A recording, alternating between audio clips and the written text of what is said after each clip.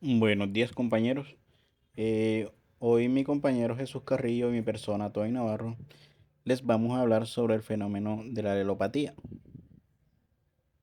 Tenemos aquí imitable contenido en el cual destacaré el concepto de alelopatía, algunos tipos, algunos ejemplos, algunas generalidades y algunas interacciones como ya sea bióticas o abióticas. La alelopatía proviene del griego alelón, que significa uno al otro, y patos, que significa sufrir. Esto quiere decir que la alelopatía es un fenómeno biológico por el cual los organismos producen uno o más compuestos bioquímicos que influyen en el crecimiento y supervivencia de otros organismos. O sea que esto lo que significa es que la alelopatía es un fenómeno por el cual ya sea una planta libera compuestos que pueden afectar de forma negativa o positiva a las plantas que se encuentran alrededor o a algunos otros organismos, ya pueden ser insectos u otros. Negativa porque puede afectar el crecimiento y desarrollo de sus plantas alrededores.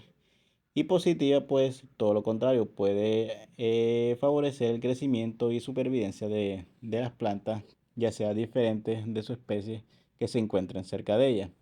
Este fenómeno implica la inhibición directa de una especie por otra, ya sea vegetal o animal, usando así sustancias tóxicas o disuasivas. ¿Qué modos de liberación de los agentes alelopáticos podemos observar?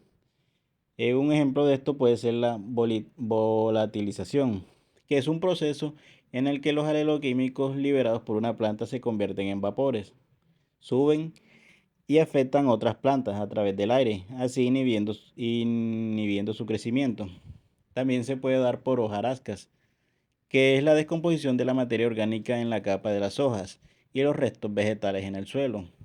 Puede liberar aleloquímicos que influyen en la germinación y el crecimiento de las plantas que se encuentren cerca o las plantas cercanas. También se puede dar por lisiviación. En este, la lluvia y el riego pueden arrastrar los aleloquímicos presentes del suelo hacia las capas más profundas, afectando así las plantas que se encuentren en esas áreas. También se puede dar por exudación. Aquí las plantas liberan aleloquímicos a través de sus raíces en el suelo, lo que puede inhibir o promover el crecimiento de otras plantas cercanas.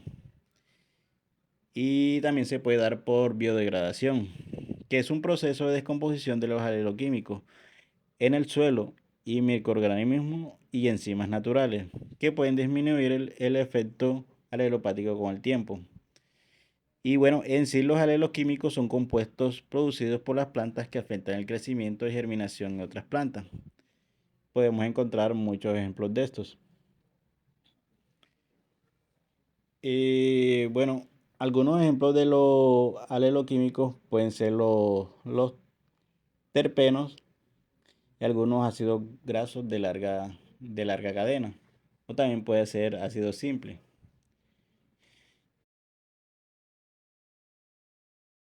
Aquí tenemos ejemplos de alelopatía.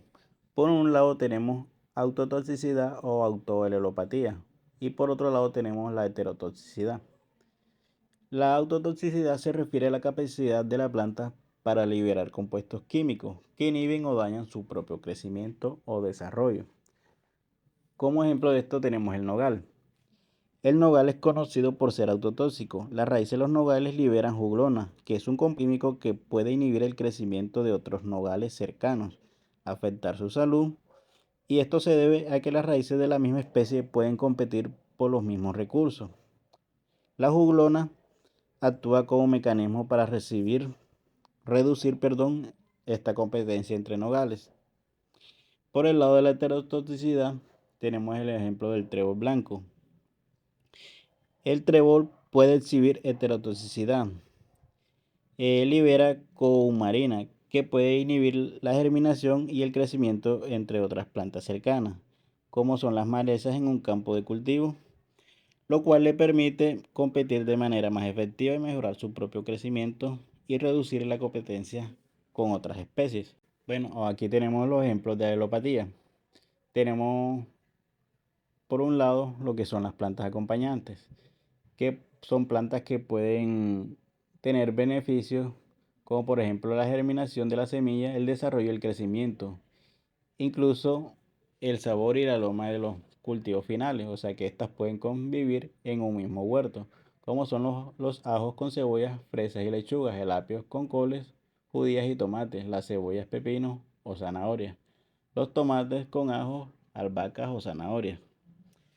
Y por otro lado tenemos las plantas repelentes, que son las que mantienen su fuerte aroma y mantienen los insectos alejados de los cultivos. Y como ejemplo de esto tenemos el albahaca, que hace repelente frente a la araña roja, mosca blanca o los pulgones. También tenemos la menta, que hace repelente frente a las hormigas, la mosca blanca y los ratones. También tenemos el orégano, que repele las hormigas, moscas y pulgones.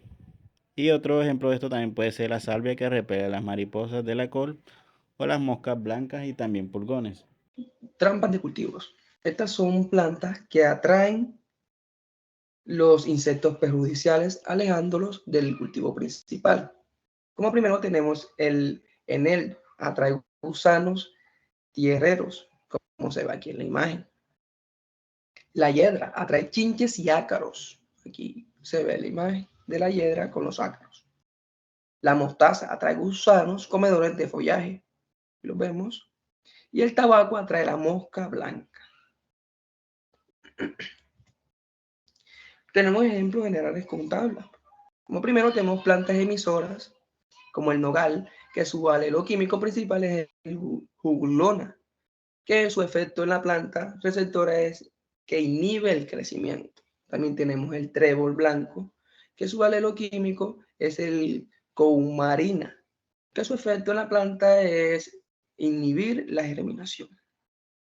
Como último también tenemos el centauro menor, que su alelo químico principal es el eudesmol, que este inhibe el desarrollo de la planta. Aquí podemos ver interacción de plantas emisoras y plantas receptoras. Como el primer caso tenemos la avena sativa y la Brassica napus, que su efecto es inhibición del crecimiento. O estas pueden ser inversas. También su planta emisora puede ser Brassica y su planta receptora puede ser avena.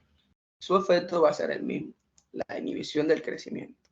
Tenemos otro caso también, que es el Cucumis sativus, con la planta receptora, la Tuca sativa. Estos tienen un efecto de estimulación del crecimiento. Tenemos aplicaciones y ejemplos en el reino vegetal y en agroecosistemas.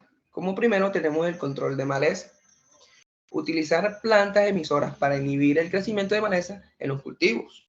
Estos cultivos pueden ser la caléndula, que libera sustancias químicas que pueden inhibir el crecimiento de ciertas malezas, como la avena loca. También está la ajenjo. Esta produce compuestos que pueden actuar como herbicidas naturales y prevenir el crecimiento de algunas malezas. También tenemos el sorgo de Alepo. El sorgo es conocido por producir alelopatías que pueden suprimir el crecimiento de malezas. Y como último, tenemos el nogal. Los nogales pueden liberar juglona, una sustancia que tiene propiedades alelopáticas y pueden inhibir el crecimiento de malezas en su cercanía. Hay muchas plantas más, pero estas fueron las más importantes. Estas son las más importantes. Otra aplicación y ejemplo puede ser la mejora de cultivos. Identificar plantas emisoras pueden promover el crecimiento de cultivos beneficiosos, como cultivos como leguminosas fijadoras de nitrógeno, como plantas como el trébol, la alfalfa, la arveja, son leguminosas que pueden fijar nitrógeno atmosférico en el suelo a través de una relación simbiótica con bacterias. Esto enriquece el suelo con nitrógeno, que es el nutriente esencial para otros cultivos. También está el tagetes. Las flores del tagetes liberan compuestos que pueden ayudar a controlar nemátodos en el suelo y mejorar la salud de los cultivos vecinos. Otras aplicaciones son la selección de plantas compañeras. Puedes seleccionar plantas con especies que se benefician mutuamente debido a la alelopatía, que eso lo explicamos en las diapositivas anteriores. Y como último, pues la restauración de ecosistemas. se pueden utilizar plantas emisoras nativas para mejorar el crecimiento y la supervivencia de otras plantas nativas. Interacciones bióticas. Tenemos la competencia entre plantas.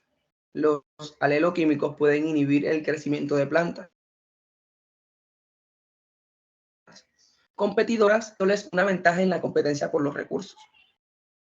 Como segundo, tenemos la relación simbiótica.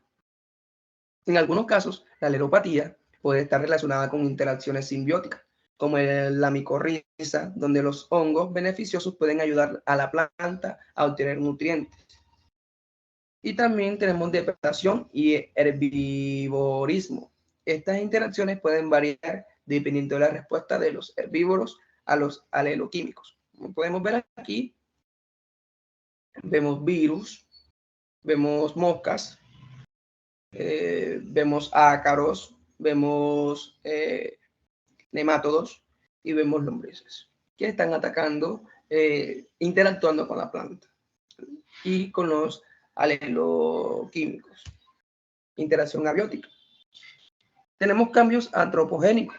La tala de bosques puede aumentar la disponibilidad de luz solar y nutrientes, lo que afecta a las plantas emisoras de aleloquímicos. También el clima y condiciones del suelo. La planta puede liberar más aleloquímicos en respuesta al estrés hídrico o a las condiciones de alta temperatura. Y por último tenemos los fenómenos naturales. Eventos como incendios forestales, sequías o inundaciones pueden alterar las concentraciones y distribución de aleloquímicos en un ecosistema, lo que a su vez afecta las interacciones entre las plantas. Una de las características ecofisiológicas de la alelopatía es favorecer la capacidad invasora de las especies vegetales. Como primero tenemos un área de origen de la especie alóctona, que es la A, que dice que es accidental, que es donde se está introduciendo, es la introducción de los propágulos. Y aquí está la B, que es la desaparición. Está la C, que aquí dice que establecimiento, que es donde los factores aquí están los factores que influyen el establecimiento. La D, que son factores que influyen en la naturaleza. Y la E, factores que influyen en la invasión. Muchas gracias.